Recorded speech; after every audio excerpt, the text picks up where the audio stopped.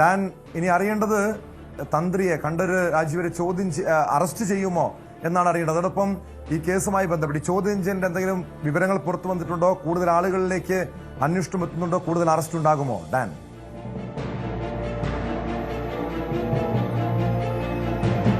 ശേഷം മാത്രം കടുത്ത നടപടികളിലേക്ക് കടന്നാൽ മതി എന്ന തീരുമാനത്തിലായിരുന്നു പ്രത്യേക അന്വേഷണ സംഘമെന്നാണ് നമുക്കിപ്പോൾ ലഭിക്കുന്ന വിവരങ്ങൾ. പക്ഷേ എൻഫോഴ്സ്മെന്റ് ഡയറക്ടറേറ്റ് ഈ കേസുമായി ബന്ധപ്പെട്ട് നടത്തിയ നിർണായകമായ ഇടപെടലുകളാണ് കടുത്ത നീക്കങ്ങളിലേക്ക് SIT വേഗത്തിൽ തന്നെ കടക്കാനുണ്ടായ കാരണമെന്ന സൂചനകളാണ് ലഭിക്കുന്നത്. ED കേസ് രജിസ്റ്റർ ചെയ്തു കഴിഞ്ഞു ശബരിമല സ്വർണ്ണക്കൊള്ള കേസിൽ. അതുകൊണ്ട് തന്നെ ഹൈക്കോടതിയുടെ മേൽനോട്ടത്തിൽ കൃത്യമായി നടന്ന SITയുടെ അന്വേഷണത്തിൽ കൃത്യമായി ബോധ്യപ്പെട്ടതിന് ശേഷവും ശബരിമല തന്ത്രിയെ കസ്റ്റഡിയിലെടുക്കുകയോ ചോദ്യം ചെയ്യുകയോ ഒന്നും ചെയ്യാതിരിക്കുന്ന സാഹചര്യം ഉണ്ടാകുകയും എൻഫോഴ്സ്മെന്റ് ഡയറക്ടറേറ്റിന്റെ ഭാഗത്തുനിന്ന് അത്തരമൊരു നീക്കം പിന്നീട് ഉണ്ടാകുകയും ചെയ്താൽ SITയുടെ സുതാര്യതയെ അത് കൃത്യമായി പ്രതികൂലമായി ബാധിക്കും. അതുകൊണ്ട് തന്നെയാണ് മകരവിളക്ക് കരിയാനായി കാത്തിരിക്കേണ്ടതില്ല. അതിനു മുമ്പ് തന്നെ മകരവിളക്ക് മഹോത്സവത്തിന് മുമ്പ് തന്നെ ശബരിമല തന്ത്രി കണ്ഠര് രാജീവരെ വീണ്ടും ചോദ്യം ചെയ്യുക എന്നൊരു നിർണായകമായ ഒരു തീരുമാനത്തിലേക്ക് SIT എത്തുകയായിരുന്നു എന്നാണ് വിവരം. കൃത്യമായ നിർദ്ദേശങ്ങളുടെ അടിസ്ഥാനത്തിലാണ് പ്രധാനപ്പെട്ട ഉദ്യോഗസ്ഥരുടെ എല്ലാം, അതായത് ഉന്നത ഉദ്യോഗസ്ഥർ,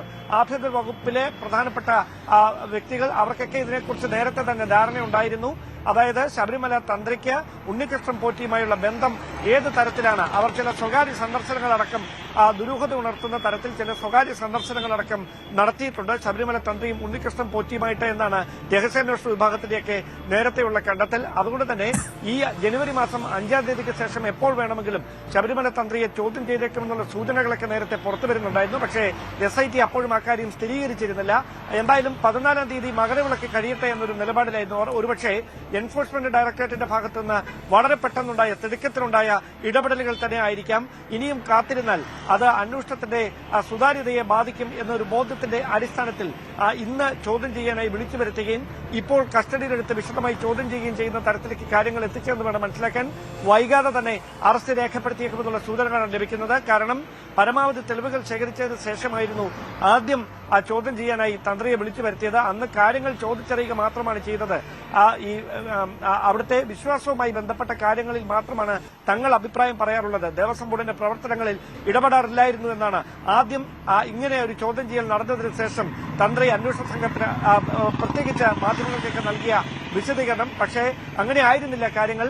ഉണ്ണികൃഷ്ണൻ പോറ്റിയുമായുള്ള അദ്ദേഹത്തിന്റെ ബന്ധം അത് കേവലം ഒരു സ്പോൺസർക്ക് തന്ത്രിയുമായുള്ള ബന്ധത്തിന് അപ്പുറത്തേക്ക് അതിൽ വ്യക്തിപരമായ ചില താല്പര്യങ്ങൾ കൂടി ഉണ്ടായിരുന്നുവെന്ന് തെളിയിക്കുന്ന സൂചനകളൊക്കെ നേരത്തെ തന്നെ പുറത്തു വന്നതാണ്. അതിന്റെ അടിസ്ഥാനത്തിലാണ് അന്വേഷണം ആ ദിശയിലേക്ക് നീളുമെന്ന കാര്യം ഉറപ്പായത്. പക്ഷേ അത് എപ്പോഴാകും ചോദ്യം ചെയ്യാനായി വീണ്ടും വിളിച്ചു വരുത്തുക, കടുത്ത നടപടിയിലേക്ക് എപ്പോൾ കടക്കും, ഈ കാര്യങ്ങളൊക്കെ സംശയം നിലനിൽക്കുകയായിരുന്നു. പക്ഷേ ആ സംശയങ്ങൾക്കൊക്കെ കൃത്യമായൊരു സംശയ നിവാരണം വന്നിരിക്കുന്നു. ഇവിടെ കൃത്യമായ ഒരു ഇടപെടലിലേക്ക് SIT കടന്നിരിക്കുന്നു. അങ്ങനെയെങ്കിൽ പ്രാഥമികമായ ചോദ്യം ചെയ്യൽ പൂർത്തിയാക്കിയ ശേഷം വൈകാതെ തന്നെ അറസ്റ്റ് രേഖപ്പെടുത്തി കൊല്ലം വിജിലൻസ് കോടതിയിൽ ഹാജരാക്കാനാണ് സാധ്യത.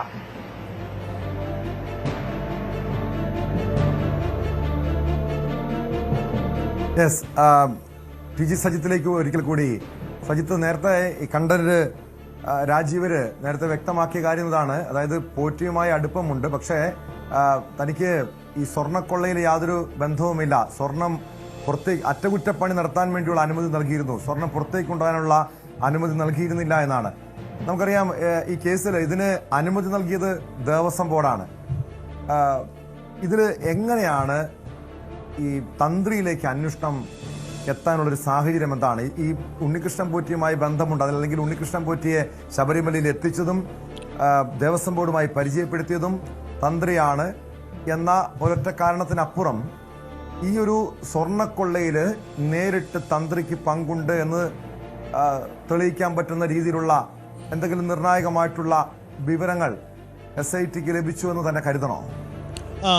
ടോം, സുപ്രധാനമാണ് ആ ചോദ്യം. അത് കാരണം അത് എന്തൊക്കെ തെളിവുകളാണ് ശേഖരിപ്പിടിക്കുന്നത് ചോദിച്ചാൽ നമുക്ക് കൃത്യമായി പറയാൻ കഴിയും. ഒന്ന്, ഉണ്ണികൃഷ്ണൻ പോറ്റി എങ്ങനെ ശബരിമലയിലെത്തി, എങ്ങനെ ഇത്ര തന്ത്രപ്രധാനമായ ഇടങ്ങളിൽ സ്വാധീന ശക്തിയാവാൻ ഉണ്ണികൃഷ്ണൻ പോറ്റിക്ക് കഴിഞ്ഞു. കാരണം സാധാരണ രീതിയിലൊരു വ്യക്തിക്ക് ശബരിമല പോലെ തന്ത്രപ്രധാനമായ നിരവധി സുരക്ഷകളുള്ള, നിരവധി ക്രമീകരണങ്ങളുള്ള ഒരിടത്തേക്ക് എത്തിപ്പെടാൻ കഴിയില്ല. എങ്ങനെ ഉണ്ണികൃഷ്ണൻ പോറ്റി അവിടെ എത്തി, എങ്ങനെ സ്വാധീനമുയർത്തി എന്ന ചോദ്യത്തിന് ഉത്തരം സ്വാഭാവികമായും തന്ത്രിയുമായുള്ള അടുത്ത ബന്ധം ഉണ്ണികൃഷ്ണൻ പോറ്റിക്ക് അതിന് ഇടവെച്ചിട്ടുണ്ട്. അപ്പോൾ ഉണ്ണികൃഷ്ണൻ പോറ്റിയെ ശബരിമലയിലേക്ക് എത്തിക്കാൻ വഴി തുറന്നത് ശബരിമല തന്ത്രി ആയിരുന്നു എന്ന ഒരു കണ്ടെത്തൽ അന്വേഷണ സംഘം നടത്തിയിട്ടുണ്ടാവാം. അതിന് ചില തെളിവുകൾ നേരത്തെ തന്നെ പുറത്തു വരികയും ചെയ്തു.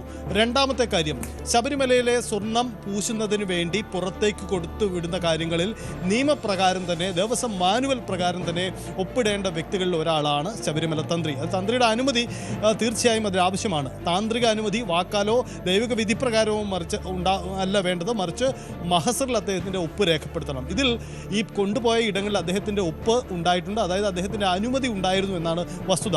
അങ്ങനെ അനുമതി നൽകിയതിൽ ചട്ടവിരുദ്ധമാണ്. അതിൽ സ്വാഭാവികമായും തന്ത്രി കൂടി കുറ്റക്കാരനാണ് എന്ന് വരികയാണ്, രേഖാമൂലം തന്നെ നിയമപരമായി കൂടി. അതാണ് അദ്ദേഹത്തിന് മേൽ ഉണ്ടാകുന്ന മറ്റൊരു കാര്യം.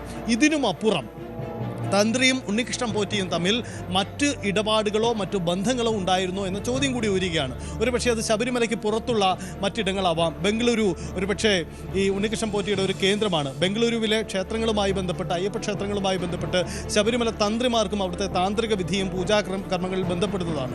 അത്തരം കാര്യങ്ങളിൽ എന്തെങ്കിലും ഉണ്ടായിട്ടുണ്ടോ എന്ന ചോദ്യമുണ്ട്. നമുക്കറിയാം, കണ്ഠർ മഹേഷ് മോഹൻർ ഇപ്പോൾ ശബരിമലയിലെ ഈ സീസണിൽ താന്ത്രിക ചുമതലയിലുള്ള കണ്ഠർ മഹേഷ് മോഹൻർ തന്നെ വ്യക്തമാക്കിയിട്ടുണ്ട്, തനിക്ക് ഉണ്ണികൃഷ്ണൻ പോറ്റിയെ അറിയാം, അദ്ദേഹത്തിൻ്റെ പ്രേരണയാൽ അവിടുത്തെ ചില വ്യവസായികളുടെ ഇടങ്ങളിൽ പോയി അദ്ദേഹം പൂജ ചെയ്തിട്ടുണ്ട് എന്ന കാര്യം പോലും മഹേഷ് മോഹൻ സമ്മതിച്ചിട്ടുണ്ട്. അപ്പോൾ തന്ത്രിമാർക്ക് ഈ ഉണ്ണികൃഷ്ണൻ പോറ്റിയുമായി അത്തരം ചില ബന്ധങ്ങൾ ഉണ്ടായിരുന്നു എന്ന കാര്യം കൂടി വ്യക്തമാക്കപ്പെടുകയാണ്. അപ്പോൾ ഇതിൽ അദ്ദേഹം സ്വർണ്ണമോഷണത്തിൽ നേരിട്ട് ബന്ധപ്പെട്ടോ അതോ നേരിട്ടല്ലാതെയുള്ള ബന്ധമാണോ, ഏത് തരത്തിലാണ് തന്ത്രിയുടെ ഇടപാടിൽ എന്ന കാര്യം SIT തന്നെ വേണം സ്ഥിരീകരിക്കാൻ. ഈ നീക്കം അങ്ങേയറ്റം നിർണായകമാണ് ഈ അന്വേഷണത്തിൽ എന്നതുകൂടിയാണ് പ്രധാനപ്പെട്ട കാര്യം. എന്തുകൊണ്ട് തന്ത്രിയെ ഉൾപ്പെടുത്തുന്നില്ല, തന്ത്രിയിലേക്ക് എത്തുന്നില്ല എന്ന ചോദ്യം ഉയർന്നതാണ്. ആ ചോദ്യത്തിനുള്ള ഉത്തരം കൂടിയാണ് ഇപ്പോൾ ഈ അന്വേഷണ സംഘത്തിൻ്റെ ഈ നീക്കത്തിൽ കൂടി പുറത്തു വരുന്നതെന്നാണ് പ്രധാനപ്പെട്ട കാര്യം. ശബരിമല തന്ത്രി കണ്ഠർ രാജീവർ പോലീസ് SITയുടെ കസ്റ്റഡിയിൽ നിന്നാണ് പുറത്തു വിവരം. അത് അറസ്റ്റിലേക്ക് നടക്കുമോ എന്ന പ്രധാനപ്പെട്ട കാര്യം കൂടി ഉയർന്നു വരികയാണ്. തിരുവനന്തപുരത്തേക്ക് വിളിച്ചു വരുത്തി, ഇന്ന് രാവിലെ വിളിച്ചു വരുത്തിയാണ് ഇപ്പോൾ ചോദ്യം ചെയ്യൽ പുരോഗമിക്കുന്നതെന്നാണ് നമുക്ക് മനസ്സിലാക്കാനാവുന്നത്. അതിസുപ്രധാനമായ ഒരു നീക്കമാണ് ഇതിലേക്ക് എത്തുന്നത് എന്നതുകൂടിയാണ്. ഒരുപക്ഷേ ശബരിമലയിൽ ഈ സീസണിലെ താന്ത്രിക വിധി പ്രകാരം താന്ത്രിക ചുമതലകൾ അവിടെ നിർവഹിക്കുന്നത് കണ്ഠർ മഹേഷ് മോഹൻറാണ്. ഒരുപക്ഷെ ഈ സീസൺ അല്ലാത്തെങ്കിൽ ഒരുപക്ഷെ അദ്ദേഹം കൂടി ഈ ചോദ്യമുനയിലേക്ക് വരുമെന്ന് വേണം നമുക്ക് പ്രതീക്ഷിക്കാൻ. കാരണം മഹേഷ് മോഹൻറ് തന്നെ തനിക്ക് ഉണ്ണികൃഷ്ണൻ പോറ്റിയുമായുള്ള ചില ബന്ധങ്ങളും ഇടപാടുകളും ഒക്കെ അദ്ദേഹം തന്നെ പറഞ്ഞിട്ടുണ്ട്. പക്ഷേ അതൊന്നും ഈ സ്വർണ്ണ തട്ടിപ്പിന് താൻ കൂട്ടുനിന്നതല്ല എന്നുകൂടിയാണ് അദ്ദേഹം വ്യക്തമാക്കിയ കാര്യം. പക്ഷേ അന്വേഷണ വഴിയിലേക്ക് വരുമ്പോൾ ഇക്കാര്യങ്ങൾ കൂടിയൊക്കെ വരാം. ഒരുപക്ഷെ ഈ ശബരിമല തന്ത്രിമാരെ മറയാക്കിക്കൊണ്ട് ഉണ്ണികൃഷ്ണൻ പോറ്റി തട്ടിപ്പ് നടത്തിയോ, അങ്ങനെയെങ്കിൽ തട്ടിപ്പ് നടത്തിയെങ്കിൽ കൂടി നിയമപരമായി കൂടി ഇവർ കൂടി അതിന് ഉത്തരവാദികളാവില്ലേ എന്ന ചോദ്യമാണ്. അപ്പോൾ കോടതിയുടെ മുന്നിലേക്ക് റിപ്പോർട്ടുകളും അന്വേഷണ സാഹചര്യങ്ങളും നേരിട്ട് ചെല്ലുന്നു എന്നുകൂടി തന്നെ തന്ത്രിമാരെയും തങ്ങൾ പരിശോധിച്ചു പോകുന്നു, തന്ത്രിമാരെ കൂടി അവരുടെ പങ്കുകൂടി വ്യക്തമാക്കപ്പെടുന്നു എന്ന അന്വേഷണ സംഘത്തിൻ്റെ ഒരു അന്വേഷണ നീക്കമായി കൂടി നമുക്കിത് കാണേണ്ടി വരും. നമുക്കറിയാം, കോടതി പലവട്ടം നേരിട്ട് നിരീക്ഷിക്കുകയും അന്വേഷണ സംഘത്തെ വിമർശിക്കുകയും ചെയ്തിട്ടുണ്ട്. സുപ്രധാനികളിലേക്ക് എന്തുകൊണ്ട് കടക്കുന്നില്ല എന്ന ചോദ്യമൊക്കെ ഉയർന്നിട്ടുള്ളതാണ്. മറ്റൊരു കാര്യം, പത്മകുമാർ ഇപ്പോൾ കസ്റ്റഡിയിലുള്ള ദേവസ്വം ബോർഡ് പ്രസിഡന്റ് പത്മകുമാറിന്റെ മൊഴിയാണ്.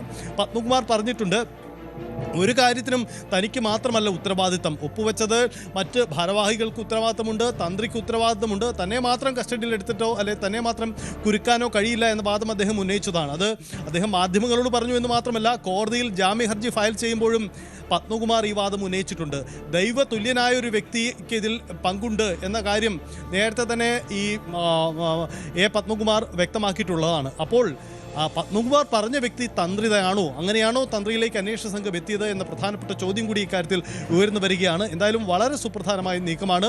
മഹസറിൽ ഒപ്പുവെച്ച വ്യക്തി എന്ന നിലയിൽ കൂടി നിയമപരമായി കൂടി ഇക്കാര്യങ്ങളിലൊക്കെ സ്വർണം പുറത്തേക്ക് പോയതിനുള്ള തന്ത്രിക്ക് കൂടി ഉത്തരവാദിത്തമുണ്ടെന്നുള്ളതാണ് വ്യക്തമാക്കപ്പെടുന്ന കാര്യം. അതുകൊണ്ടുകൂടിയാണ് ഇതിൽ ഈ രീതിയിൽ അന്വേഷണ സംഘത്തിൻ്റെ നീക്കം എന്നുകൂടി വേണം നമുക്ക് മനസ്സിലാക്കാൻ. നമുക്കറിയാം, മുമ്പ് ഈ വിവാദം ഉയർന്നപ്പോൾ തന്ത്രിയൊക്കെ ഉന്നയിച്ച ഒരു വാദം എങ്ങനെയായിരുന്നു?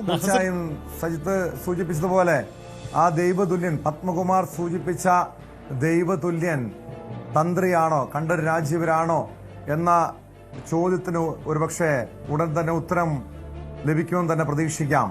ആ SITയുടെ ചോദ്യം ചെയ്യൽ മുന്നോട്ട് പോകുന്നു. രാവിലെ തുടങ്ങിയ ചോദ്യം ചെയ്യലാണ് ഇപ്പോഴും പുരോഗമിക്കുകയാണ്. ഇനി അറസ്റ്റിലേക്ക് കാര്യങ്ങൾ നീങ്ങുമോ എന്നാണ് അറിയേണ്ടത്. സജിത്ത്, കൂടുതൽ വാർത്തകൾക്ക് News 18 Keralam YouTube channel subscribe ചെയ്യുക.